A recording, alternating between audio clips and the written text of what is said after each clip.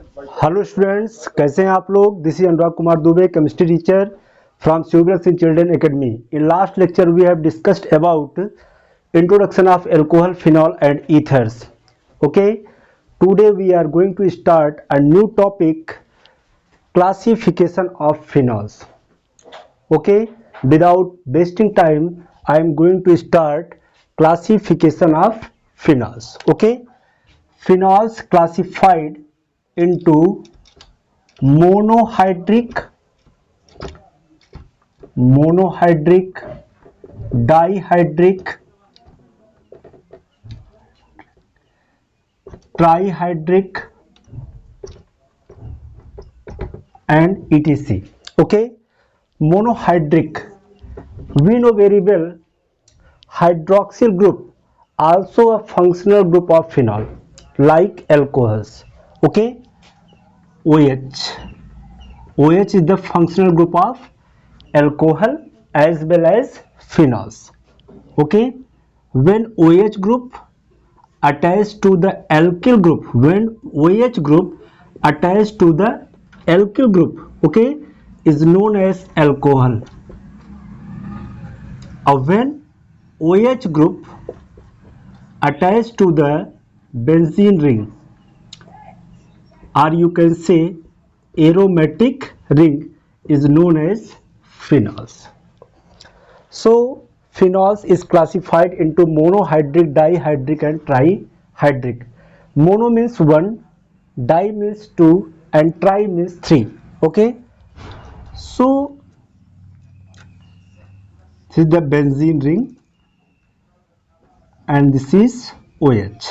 So here is the one OH group, it means this is monohydric. Okay, another example of monohydric is, suppose that here OH and here is CH3. Okay, this is also monohydric. Why? Because here is only one hydroxyl group. And other example of dihydric phenol is, here is the OH and here is a OH, है ना।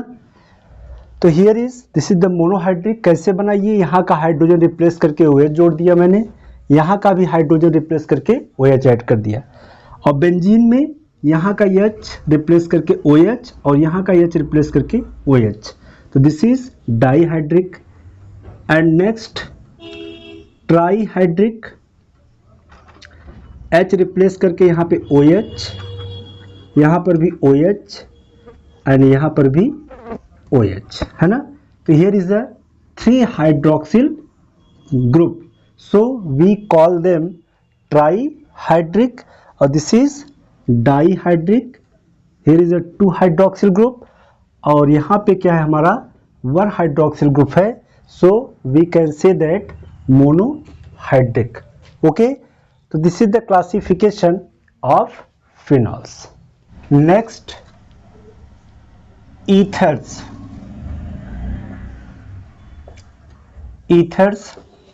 In last class we have discussed about ethers. What is ethers? When divalent oxygen atom attached to same or different alkyl group. Okay, to same or different कैसे करेंगे, R और यहाँ पे कर दिया R dash. Okay, तो R में same. R क्या हो सकता है, CH3 मोस्टली यूज करते हैं, CH3, C2H5 and C3H7. These are alkyl group. Okay, when two same alkyl group present, अगर दो सेम alkyl group present है तब उसको कहेंगे symmetrical ether. और when two different alkyl group bonded to oxygen, oxygen से अगर different alkyl group bonded है तो उसे हम क्या कहेंगे, unsymmetrical ether. तो what is ether?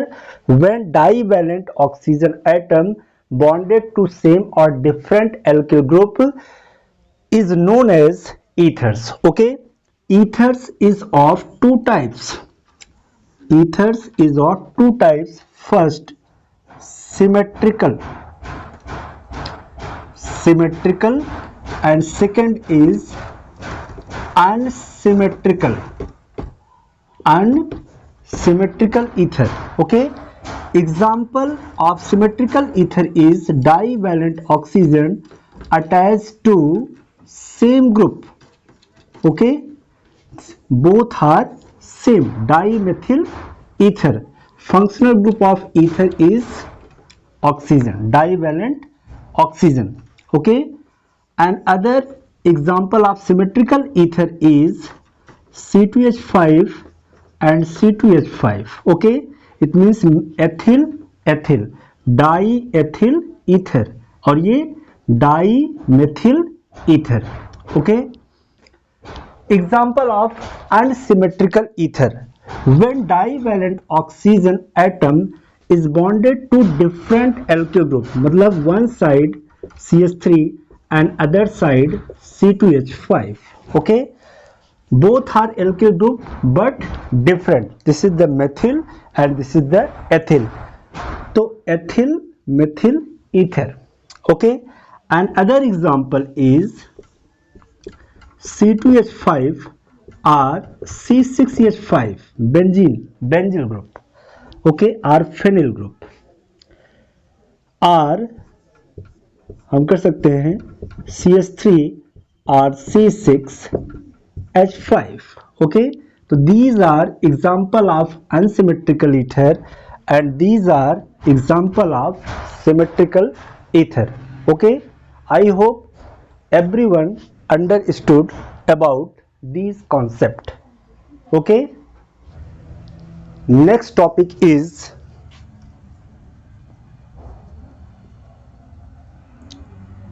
structure of functional group. Okay, alcohol, phenol और ईथर के फंक्शनल ग्रुप की वजह से स्ट्रक्चर पर क्या इफेक्ट पड़ता है उसके बारे में हम जानेंगे। अल्कोहल के लिए एग्जांपल हम लेंगे CH3 bond O bond H, it means methanol. इसको ऐसे लिख सकते हैं CH3 bond OH, CH3 OH, O और H के बिटवीन क्या है, बॉन्ड। ओके, फिनॉल के लिए फॉर्मूला क्या है फिनॉल का, बेंजीन रिंग और यहाँ पे O और यहाँ पे H। ओके, एंड ईथर के लिए है CH3 bond O bond CH3, है ना। इसको ऐसे लिख सकते हैं CH3 bond O bond CH3, ठीक। और फिनॉल का स्ट्रक्चर ऐसे हो सकता है OH, phenol. Okay, alcohol, phenol, ether, this is alcohol, this is phenol and this is ether, है ना। Every structure contain oxygen atom और oxygen atom has lone pair electrons, lone pair electrons, है ना। Every structure contain oxygen atom, है ना, और सबके पास क्या है, लोन पेयर इलेक्ट्रॉन्स है ना। तो अल्कोहल के बॉन्ड एंगल पर, bond angle of alcohol, phenol, ether पर क्या इफेक्ट पड़ता है due to presence of oxygen atom. Okay, तो यहां पे देखिए CH3, ये इसका मतलब कि अगर इसको हम ऐसे लिखें C bond H bond H bond H, इसका मतलब कि कार्बन की चारों तरफ सभी क्या है, सिंगल बॉन्ड है। It means this is sp3 hybridised carbon, sp3 hybridised carbon, और sp3 हाइब्रिडाइज्ड कार्बन है तो स्ट्रक्चर कैसा होगा, tetrahedral, structure will be tetrahedral and bond angle 109 degree 28 minute. Okay, but जो बॉन्ड एंगल होता है इसका, ये होता है 108 डिग्री 9 मिनट का होता है, 108 डिग्री 9 मिनट का होता है। ठीक है, तो 108 डिग्री 9 मिनट का क्यों होता है? Due to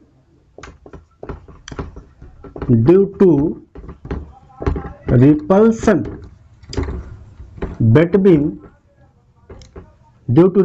between unshared pair electron of oxygen. Okay, oxygen पे क्या है? लोन पेयर इलेक्ट्रॉन, और साइड में क्या है? Bond pair electron. Lone pair, bond pair. Okay, तो ये जो हमारा लोन पेयर है, अगर इस लोन पेयर, क्योंकि 2 लोन पेयर है ऑक्सीजन के पास, और इसको अगर हम ऐसे दिखा दें, दोनों लोन पेयर को ऑक्सीजन के पास, तो लोन पेयर हमने पढ़ा था 11th क्लास में कि लोन पेयर में रिपल्सन ग्रेटर होता है, सबसे ज्यादा रिपल्सन। उसके बाद फिर लोन पेयर बॉन्ड पेयर में, और सबसे कम रिपल्सन जो होता है बॉन्ड पेयर में होता है। This is the order of repulsion between lone pair, फिर लोन पेयर बॉन्ड पेयर, फिर बॉन्ड पेयर।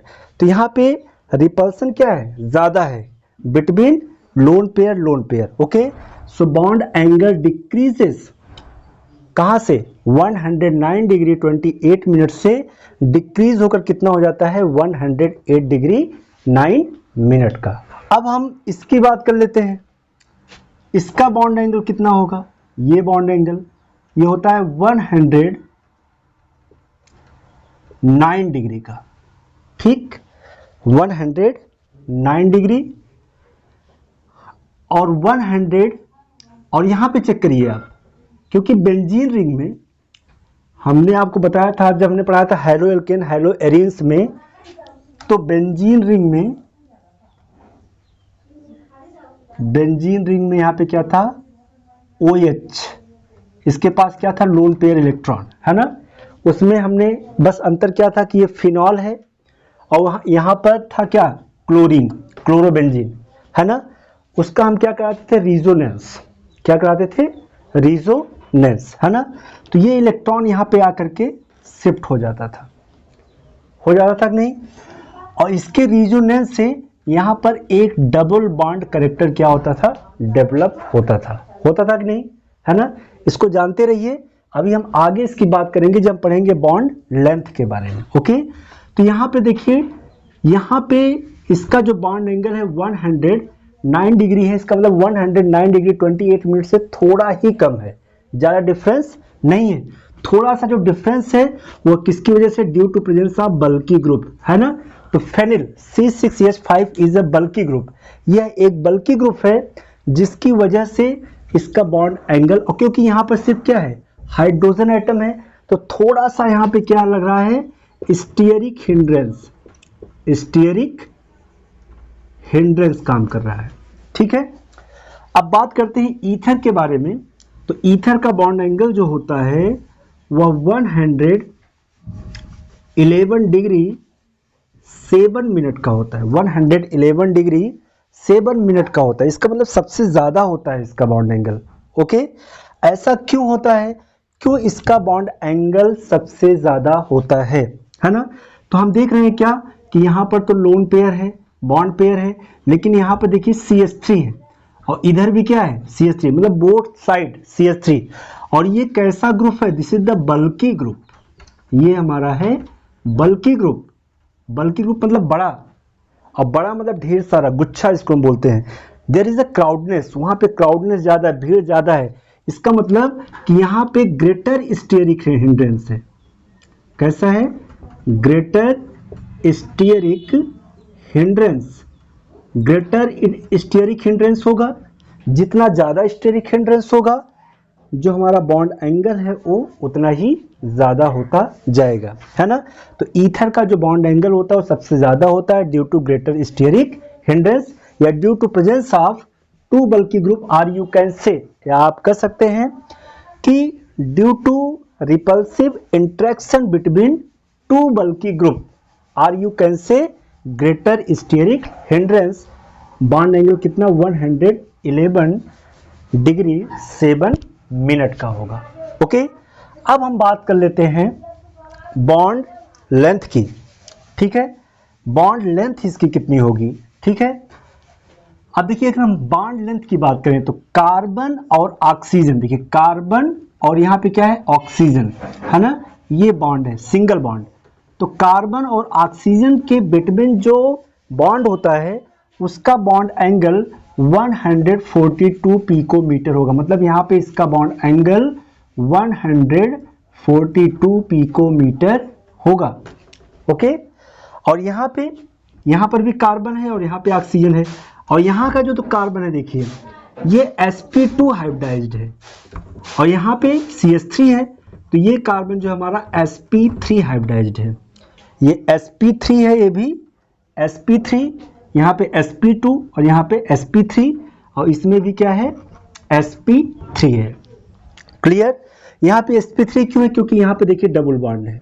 ठीक, और डबल बॉन्ड होगा तो कौन सा क्या हो जाएगा hybridisation sp2 bond.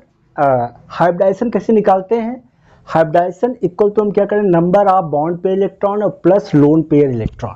Okay, 11th class में मैंने पढ़ाया था आपको हाइब्रिडाइजेशन जब भी काउंट करते हैं किसी भी एटम का तो उसमें हम बॉन्ड पेयर इलेक्ट्रॉन और लोन पेयर इलेक्ट्रॉन को काउंट करके ही उसका हाइब्रिडाइजेशन को कैलकुलेट करते हैं। ओके, तो यहाँ पे हाइब्रिडाइजेशन कौन सा है sp2 hybridisation. Okay, sp2 hybridisation, यहाँ पे ये कार्बन और ये ऑक्सीजन के बिटवीन जो ये बॉन्ड है इसका जो बॉन्ड एंगल है वह 136 पिकोमीटर है, 136 पिकोमीटर है। मतलब इससे 6 पिकोमीटर ये कम है, 142 पिकोमीटर से 6 पिकोमीटर कम है, 136 पिकोमीटर है। ओके, तो ऐसा क्यों है, क्यों इसका 136 पिकोमीटर है ना। तो यहाँ पे कहेंगे क्या कि जब हम रिजोनेंस कराते हैं, यहाँ लिख सकते हैं due to partial double bond character. ऐसा क्यों होता है, क्यों इसका यहाँ पे कार्बन ऑक्सीजन का बॉन्ड एंगल बॉन्ड लेंथ 136 है और यहाँ पे बॉन्ड लेंथ क्यों 142 पिकोमीटर है। तो हम कहेंगे क्यों, क्योंकि यहाँ पे और यहाँ पे ये कार्बन और ऑक्सीजन के बिटवीन यहाँ पे जो लगा हुआ है ये बल्की ग्रुप है, बेंजीन रिंग है ना। और इसमें क्या होता है रिजोनेंस होता है, और रिजोनेंस की वजह से कार्बन और ऑक्सीजन के between double bond character show होता है बाय द रिजोनेंस। जब हम रिजोनेंस कराते हैं, मैंने कराया था, तो कहेंगे क्या कि इसका 136 पिकोमीटर क्यों होता है, due to double bond character या due to partial double bond character. Okay, और ईथर में जो बॉन्ड एंगल होता है ये तो कार्बन और ऑक्सीजन के बिटवीन जो होता है यहाँ पे बॉन्ड एंगल 141 पिकोमीटर का होता है ना। तो ये छोटा सा टॉपिक था स्ट्रक्चर ऑफ फंक्शनल ग्रुप, जिसमें हमको जानना क्या था, उसका बॉन्ड लेंथ और बॉन्ड एंगल जानना है। ठीक है, तो इसमें बॉन्ड लेंथ जो है 141 पिकोमीटर, इसमें बॉन्ड लेंथ 136 पिकोमीटर और इसमें बॉन्ड लेंथ 142 पिकोमीटर है। मैंने रीजन बता दिया, कभी कभी ये क्वेश्चन कंपटीशन में भी आता है और बोर्ड एग्जाम्स में भी आते हैं। हमको डेटा नहीं याद करना है कि हम इसको सबको याद ही रखें, बस ज़रूरी ये है कि इस बात को हम समझते रहें कि ऐसा क्यों होता है। ओके, समझ में आ गया होगा। Thank you. Next topic is preparation of alcohols. Okay, alcohol prepared by the following methods. First, from alkyl halide. Okay, alkyl halide से हम क्या करेंगे, पहले इसको हमने हैलो एल्केन हैलो रेंज में बताया है। एल्किल हैलाइड से कैसे हम प्रिपेयर करेंगे एल्कोहल। ठीक, तो एल्किल हैलाइड का फार्मूला क्या है, R बॉन्ड X। इसे हमें चेंज करना है एल्कोहल मतलब R बॉन्ड OH में। इसको हम कैसे चेंज कर सकते हैं, है ना, how can change alkyl halide into alcohol, है ना। तो हमको जानना है कि किस रिएजेंट के प्रेजेंस में होगा। ये तो हमारा सबस्ट्रेट है, ये हमारा क्या है, सबस्ट्रेट। ओके, तो यहाँ पे हम यूज करते हैं एक्वस KOH। एक्वस KOH का मतलब कि potassium hydroxide dissolve in water, वो वाटर में डिसॉल्व है। तो एक्वस KOH हमको क्या देता है, OH minus strong nucleophile, strong nucleophiles देता है। ठीक है, और X is the best leaving group, X is a more electronegative atom, attracted shared paired electron and bears partial negative charge and R bears partial positive charge। Okay, तो ये जो होगा R OH minus जो nucleophile की तरह काम करता है, वो अटैक करेगा कहाँ पे, R प्लस पर, और बनाएगा क्या, R OH प्रोडक्ट बन गया, और प्लस बचा क्या, X माइनस और K प्लस ना, मतलब ये देगा क्या, K plus and OH minus, तो K प्लस X माइनस बन गया हमारा KX। ओके, अनदर एग्जांपल जैसे हम लेते हैं मेथिल क्लोराइड CH3Cl। ओके, और यहाँ पे यूज करते हैं एक्वस AQ, AQ लिख देते हैं, AQ में से एक्वस KOH और NaOH। सिंपल सी बात है, ये क्या देगा, strong nucleophiles, best leaving group, negative charge, positive charge. ये कहाँ पे अटैक करेगा, CH3 प्लस पर, तो बन जाएगा CH3 बॉन्ड OH मतलब मीथेनॉल, और प्लस क्या बन जाएगा यहाँ पे K प्लस Cl माइनस मतलब KCl। ओके, और कुछ एग्जाम्पल लेते हैं, जैसे प्राइमरी एल्कोहल है CH3 बॉन्ड CH, यहाँ पे कर दे Cl और यहाँ पे CH2। ठीक है, और यहाँ पे ले ले हम, यहाँ पे कर दे CH3 और यहाँ पे Cl, है ना। ये हमारा कैसा एल्कोहल है, प्राइमरी सेकेंडरी या टर्शियरी। तो देखिए halogen atom attach to that carbon, halogen atom जिस कार्बन से अटैच्ड है, अगर उससे एक एल्किल ग्रुप लगा हुआ है, ये पूरा एक ही है क्योंकि इससे ये सब लगा हुआ है। ठीक है, तो ये कहेंगे कि ये 1 डिग्री एल्किल हैलाइड है ना। अब इसको प्राइमरी एल्किल हैलाइड है, तो इसके लिए क्या करेंगे, AQ एक्वस KOH लेंगे, बनेगा वही एल्कोहल। यहाँ से क्या निकल जाएगा, बेस्ट लिविंग ग्रुप है Cl, ये क्या देगा OH माइनस, प्रोडक्ट क्या बन जाएगा CH3 बॉन्ड CH, और यहाँ पर CH3 और यहाँ पर CH2OH, एल्कोहल बन गया। ठीक है, बाकी जो बन जाएगा KCl निकल गया। अगर हम बात करें सेकेंडरी एल्कोहल की, तो क्या हो जाएगा CHCl और यहाँ पे हो जाए CH3 और यहाँ पर भी लग जाए CH3। अब क्लोरीन एटम जिस कार्बन से अटैच्ड है उससे 2 एल्किल ग्रुप अटैच्ड है, तो this is the secondary alcohol, है ना। और आप पढ़े हैं एल्किल हैलाइड में SN1 SN2 रिएक्शन, आप इसको चेक करेंगे तो ये SN2 रिएक्शन के थ्रू होता है। ठीक है, और इसको देखिए सेकेंडरी एल्कोहल में भी हम क्या यूज करेंगे, aqueous KOH, aqueous KOH। Okay, तो सेम वही होगा, न्यूक्लियोफाइल क्या निकलेगा यहाँ पे OH माइनस, सीधे क्या बन जाएगा CH3 बॉन्ड CH और यहाँ पे CH और यहाँ पे हो जाएगा OH, यहाँ से निकल जाएगा KCl। ओके, तो ये हो गया हमारा प्राइमरी से सेकेंडरी से। ये भी हमारा एल्कोहल कैसा है, प्राइमरी एल्कोहल, और ये हमारा एल्कोहल कैसा है, सेकेंडरी एल्कोहल। ओके, अब टर्शियरी एल्किल हैलाइड से हम कैसे प्रिपेयर करेंगे? Tertiary alkyl halide, tertiary alkyl मतलब यहाँ पे हो गया Cl, या यहाँ पर मैंने लिया Br, यहाँ पर CH3 और यहाँ पर CH3 और यहाँ पर भी CH3। इसको हम बोलते हैं tertiary butyl bromide, tertiary butyl bromide. Okay, देखिए टर्शियरी ब्यूटिल ब्रोमाइड में क्या होगा, इसके लिए हमको एक्वस KOH की जरूरत नहीं पड़ती है ना? क्यों? क्योंकि इसमें टर्शियरी कार्बोकैटायन बनता है जो कि बहुत ज़्यादा, विच इज़ मोर स्टेबल, क्योंकि यहाँ से निकलेगा, इस पे पॉजिटिव चार्ज आएगा, that is a tertiary carbocation.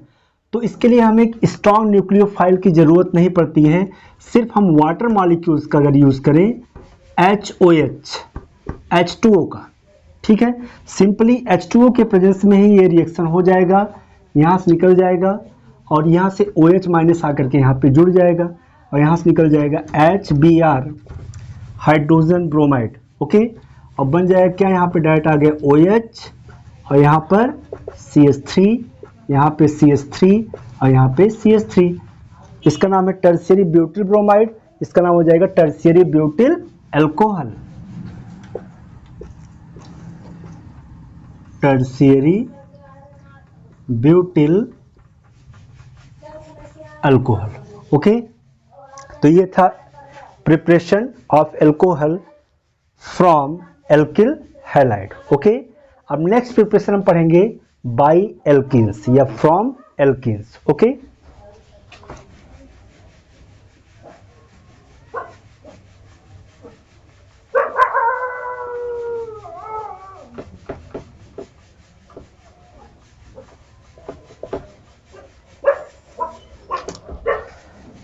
second method is from alkenes। Alkenes से हम कैसे बना सकते हैं? ठीक है, तो एल्कीन्स के लिए हम एग्जांपल लेते हैं, जैसे C डबल बॉन्ड C, ये एल्कीन्स है, मान लीजिए हाइड्रोजन एटम से बॉन्डेड है। ठीक है, अगर हमको एल्कीन्स से रिएक्शन कराना है या एल्कीन से हमको अल्कोहल बनाना है तो हम क्या करेंगे? ठीक है, तो हम यहाँ पे हाइड्रेशन करते हैं। क्या करते हैं? हाइड्रेशन, यहाँ करेंगे हम हाइड्रेशन।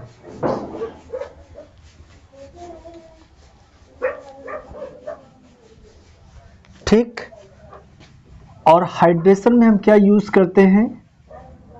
HOH H2O। तो हाइड्रेशन होगा कैसे?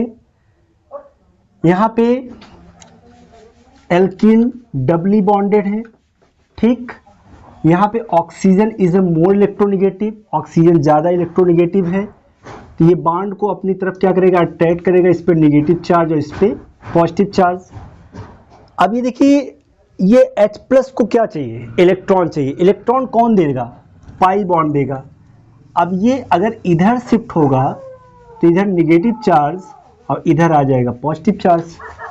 ओके, अगर पॉजिटिव चार्ज इधर आया तो OH इधर ऐड हो जाएगा और ये बॉन्ड क्लीव कर जाएगा, ये शिफ्ट होगा तो ये पाई बॉन्ड क्लिक हो जाएगी। In alkene pi bond is loosely bonded. जो ये बॉन्ड है पाई बॉन्ड, वो कैसा होता है? लूजली बॉन्डेड होता है। एक सिग्मा बॉन्ड होगा और एक पाई बॉन्ड होगा। ओके, तो क्या बनेगा? बॉन्ड ब्रेक करने के बाद carbon carbon single bond. Okay, carbon carbon single bond plus सिर्फ माइनस वाला पार्ट, नेगेटिव पार्ट ऐड हो गया, तो यहाँ हो गया OH OH और यहाँ पे ऐड हो गया H। ये बन गया हमारा अल्कोहल। ओके, दूसरा सिचुएशन कि पाई बॉन्ड अगर इधर शिफ्ट हो जाए, ये इधर शिफ्ट हो जाए तो इधर आ जाएगा पॉजिटिव चार्ज और इधर आ जाएगा नेगेटिव चार्ज। तब भी जब ये ऐड होगा तो अब की बार क्या होगा? यहाँ पे H हो जाएगा और यहाँ पे OH हो जाएगा, मतलब प्रोडक्ट वही बनेगा। क्यों? क्योंकि जो ये एल्कीन है ये हमारा सिमेट्रिकल है। कैसा है? सिमेट्रिकल है। ठीक, तो हाइड्रेशन क्या होता है? Hydration, what is hydration? कहें क्या कि addition of water is known as hydration. ठीक, तो सिमेट्रिकल में चाहे इधर से चाहे इधर से, अब इसे मान लीजिए अगर हम यहाँ पे एच ले लें, एच, तो यहाँ पे हो जाएगा एच, अब यहाँ पर भी एच, तो क्या बना? अगर इसको देखें तो CH3 बन गया हमारा CH3, और यहाँ पे CH2, और उसी कार्बन से क्या लगा है? OH, मतलब इथेनॉल बन गया। और इधर से अगर करें तो AB क्या है हमारा? CH3, और यहाँ पे फिर कार्बन से 2 हाइड्रोजन, तो क्या हो जाएगा? CH2, और उसके बाद उसी से क्या लगा है? OH, तब भी क्या बनेगा? इथेनॉल, तब भी क्या बनेगा? इथेनॉल, है ना।